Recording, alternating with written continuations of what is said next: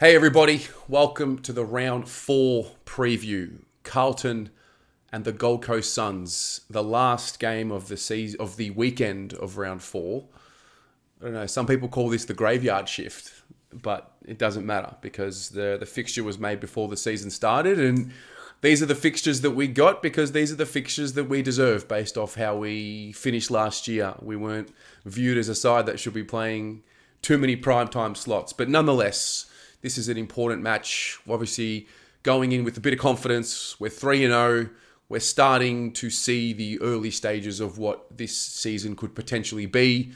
Obviously, we've been talking about banking wins and the unpredictability of the season and needing to make sure that before the chaos, ensues on us, whether that be through health and safety protocols or injuries or whatever the case may be, you bank those wins. So we go in with some confidence and we come up against the Gold Coast Suns side who they're just a tricky team sometimes. On certain weeks they can look not so good, and in other weeks they can look pretty good. And they've always been a side, in my memory, with my experience, particularly over the last few years, where if you give them a sniff and if you give them the opportunity to believe that they can beat you in the game, they will beat you in the game. And that is exactly what we saw last time we played them.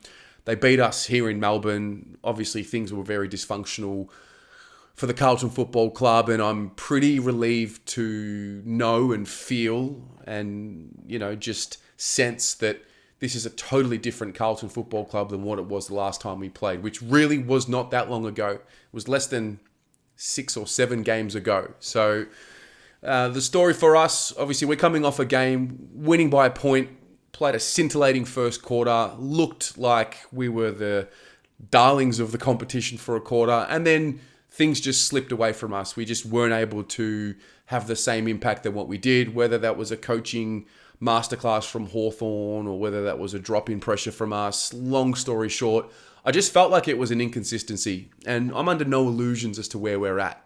Our best is pretty good. Our inconsistencies are clearly there, but it seems like so far this season, when we have played at our best in games, we've gotten ourselves ahead quite a lot, which has given us a little bit more margin for error. And I think that's something we haven't done with this group before. So when the other teams come back at us, we've got such a nice ledger that we've created for ourselves that we're able to hold on for games. And I think that what I want to see this week is a step in the right direction, a step forward in capitalizing when we have the momentum, and then taking a more balanced step forward in mitigating when we don't have momentum. Because the reality is, this is what the beauty of the sport is. It's a momentum game. The 6-6-6 rule dictates that the game will be full of momentum swings. So I am mindful of that, and I'm mindful of giving the Gold Coast Suns the respect that they deserve. And if we don't, then we're going to lose. They have the ability to beat us. I'm pretty confident. Having said that, I think the midfield battle, where the engine room really is, I think we have some pretty serious tools there. And, we know guys like Sam Walsh, he's going to be better for the run. He's only played 2 games now after his surgery, so I think he'll be better for the run.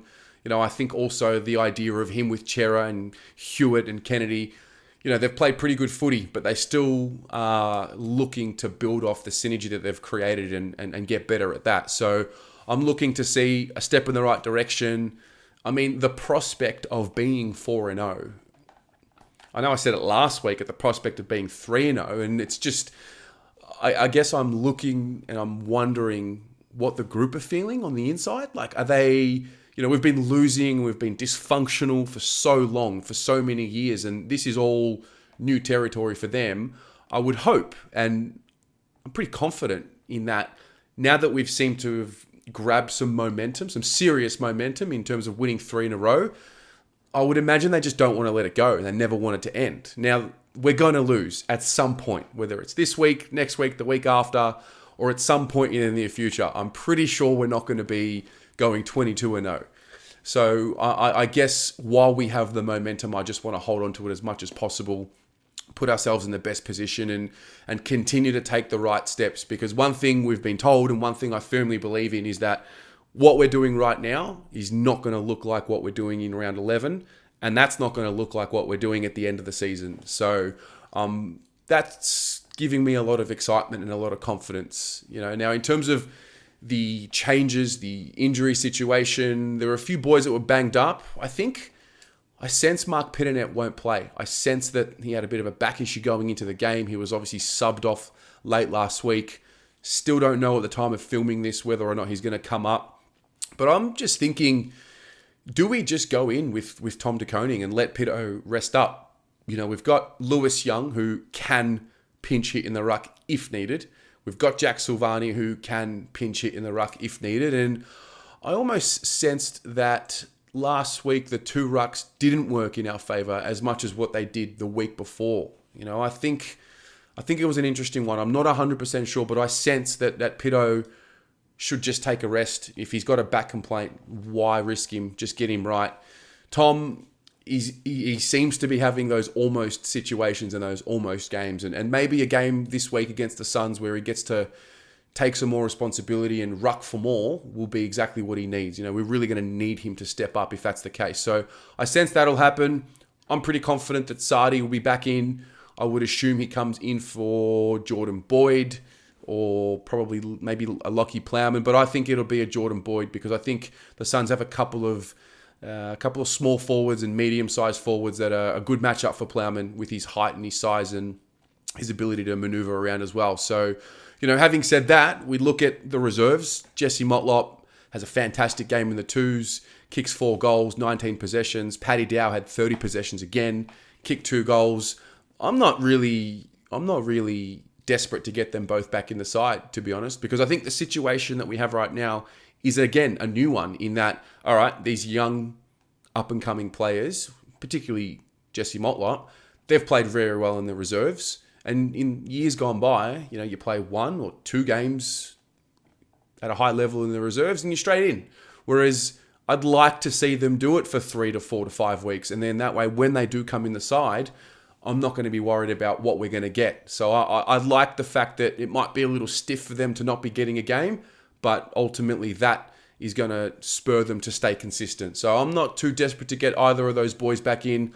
I don't think Paddy Dow pushes out any of our current midfielders right now. I'm not really one to think about putting him on the wing instead of an O'Brien or a Setterfield. I don't believe that's the way to do it. But obviously, if the coaches decide otherwise, then that'll be what it'll be. Now, Jesse Motlop, if he's going to come in, he's probably going to be coming in for an Owies or a Durden. I don't think Owies or Durden need to be dropped just yet, so it looks okay. And for me, the focus is really just, like I said, capitalizing on when we have momentum, mitigating the circumstances when we don't have momentum, and just edging closer to, I guess every week you're looking to play the perfect game. I would assume that's what coaches and a sporting group are looking to do, play the perfect game. And you're never going to play the perfect game. That's the harsh reality. But you kind of want to bridge the gap between where you are right now and where your best is. So I'm looking for us to just take a step in the right direction. I'm not in the camp that says that we should be winning this by 12 goals. That's just disrespectful to the Suns before the game.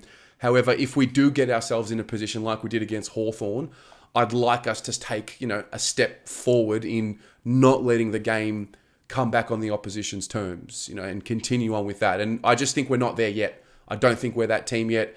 This is a group that does not know how to win, has not been winning for the majority, if not all of their careers, apart from maybe a couple who have come from outside of the club. So I do expect there to be shortcomings when it comes to putting the foot on the throat, because they've never done it. So it's not like there's a magic potion that you just click your fingers and then you're able to do it. If you look at the Brisbane Lions last week, they've worked hard to be able to do that against a side like North Melbourne, where they got in front by a bit and then were able to really get that percentage boost. I just don't think we're that team yet, but I hope that if we do get ourselves in that position that we do run away with it. So, I'm excited. I'll be watching from Melbourne, and this is the opportunity for the Queensland Brigade to get up there. I know my man Riley will be absolutely up and about. I'll be hearing him from Melbourne. There's a couple of crazy Queensland supporters that I'm in touch with and love them to death and love what they bring, and they push the Victorian fans to get to games, and so we'll be doing the same thing for them. And if you are in Queensland, are you going to the game? Are you doing anything you can to go to the game? I'm not exactly sure what the record is for a Carlton Gold Coast game up on the Gold Coast, but I'd like to break that record this week, and I don't see why we can't do that. So let me know in the comments below how you're viewing this game. Do you see it as a potential danger game? Are you confident? Are you in the camp where you think, nah, this should be a 10, 12 goal win? Or are you in the camp of, let's just get the 4 points, get to 4-0, come back to Melbourne, and then play Port at the MCG? I'd love to see your thoughts and how you're observing what's going on, and we'll chat about it in the comments. Go the Mighty Blues.